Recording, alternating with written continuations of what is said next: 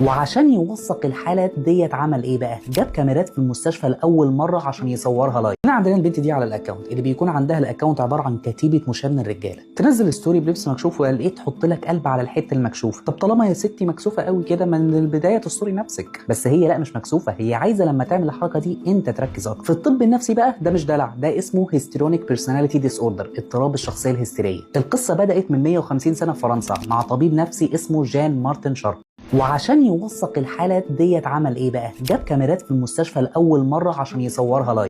البلوت تويست الكوميدي ايه؟ المريضات لما لقوا الكاميرات فلاشاتها تضرب والدكاتره مهتمين بيهم، بداوا بقى يمثلوا ويزودوا في الحركات والاغراء عشان ياخدوا الانتباه اكتر. اشهرهم مريضه كانت اسمها اوجستين، بقت نجمه المستشفى حرفيا وبتاخد وضعيات تصوير دراميه عشان الدكاتره يسقفوا لها. حرفيا عملوا فوتو سيشن لاول انفلونسر في عنبر المجانين. عايز اقول لك ان مريضه الشخصيه الهستيريه دي لو ما دخلتش مكان وكانت هي محور الكون والناس كلها بتبص لها تحس انها بتموت.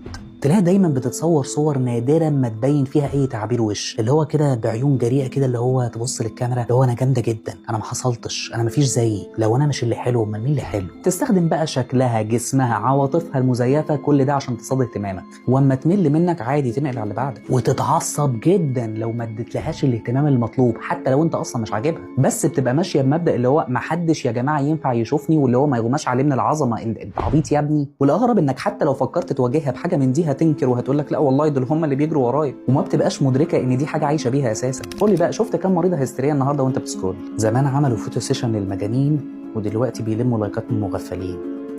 سلام حكم تكاتك.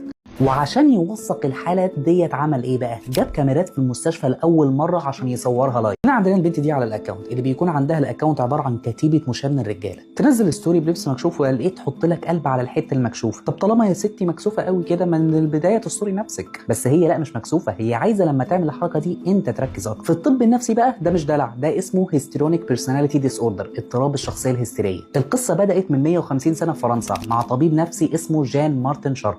وعشان يوثق الحالات ديت عمل ايه بقى؟ جاب كاميرات في المستشفى لاول مره عشان يصورها لايف. البلوت تويست الكوميدي ايه؟ المريضات لما لقوا الكاميرات فلاشاتها تضرب والدكاتره مهتمين بيهم، بداوا بقى يمثلوا ويزودوا في الحركات والاغراء عشان ياخدوا الانتباه اكتر. اشهرهم مريضه كانت اسمها اوجستين، بقت نجمه المستشفى حرفيا وبتاخد وضعيات تصوير دراميه عشان الدكاتره يسقفوا لها. حرفيا عملوا فوتو سيشن لاول انفلونسر في عنبر المجانين. عايز اقول لك ان مريضه الشخصيه الهستيريه دي لو ما دخلتش مكان وكانت هي محور الكون والناس كلها بتبص لها تحس انها بتموت. تلاقيها دايما بتتصور صور نادرا ما تبين فيها اي تعبير وش، اللي هو كده بعيون جريئه كده، اللي هو تبص للكاميرا اللي هو انا جامده جدا، انا ما حصلتش، انا ما فيش زيي، لو انا مش اللي حلو امال مين اللي